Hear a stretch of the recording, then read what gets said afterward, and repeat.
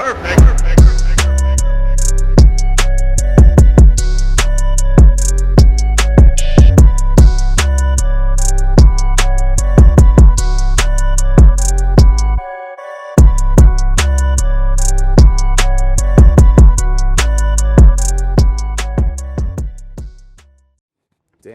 wild card boxing. Dang. Sheesh. Speaking of, it's a power question of the week. Yeah. When it comes to martial arts, what other obviously jiu-jitsu.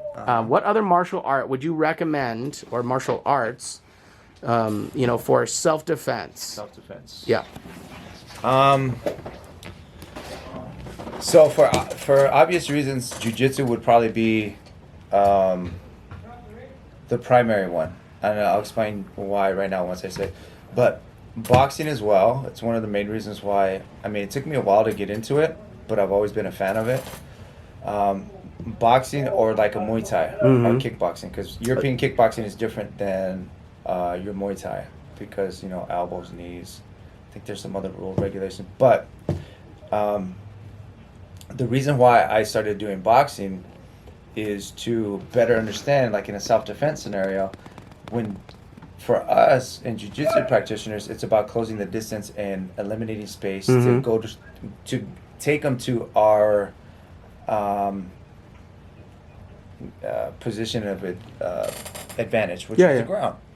So, and majority of like street scenarios where you got these haymakers, right? So mainly I went into boxing in a self-defense type of mindset, also as a student, but like learning how to, block, parry, slip, all this stuff, so I could learn how to throw close distance and connect and take them to where I feel I'm the best for my self-defense, which is the floor. Yeah. Because in any kind of self-defense scenario, I don't want people just running around and like having at that point I would just, of course, you know what I'm saying? Yeah. So same thing with Muay Thai. You might get in altercation in a parking lot. You might get someone trying to kick you. So understanding fundamentals of checking kicks may play a role.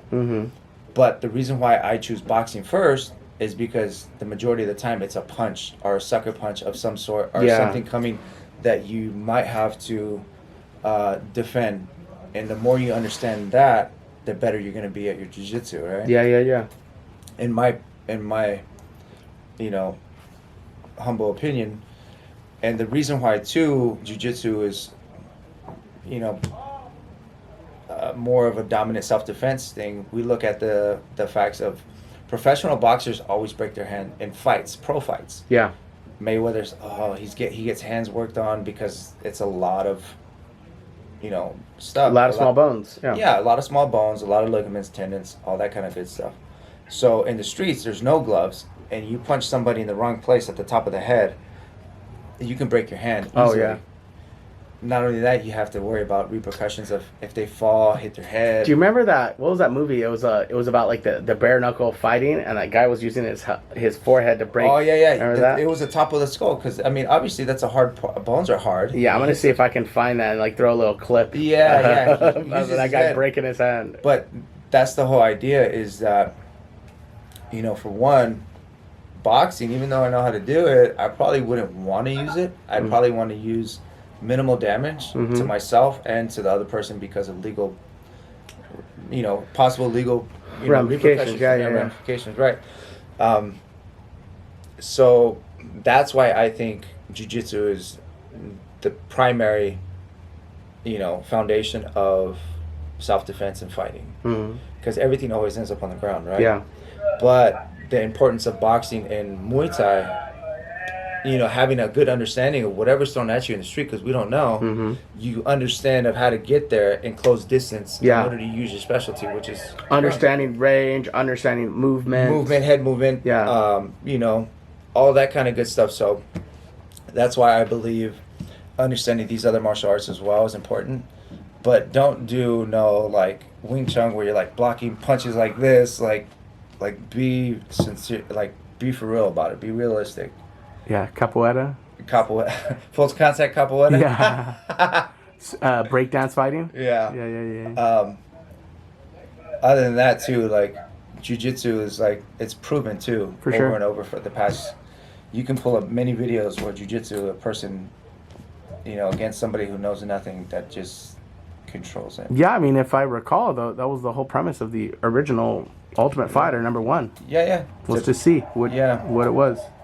And they proved it. Obviously, you know, for athletes like yourself who wrestled and like did all these other things, once you meet other practitioners that do the same, it's like the variables start to match, or, you know, they play a role. But Of course. But when you go against a novice, it's like here to here. Yeah.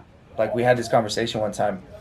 If you go any martial arts versus jiu-jitsu, like, everybody in boxing has a puncher's chance. Even the ones that are not so good. Yeah. They can just hit the right placement, hit right here behind the head, you know, and you can go out. But once, like, a solid purple belt takes you down against a novice, Yeah.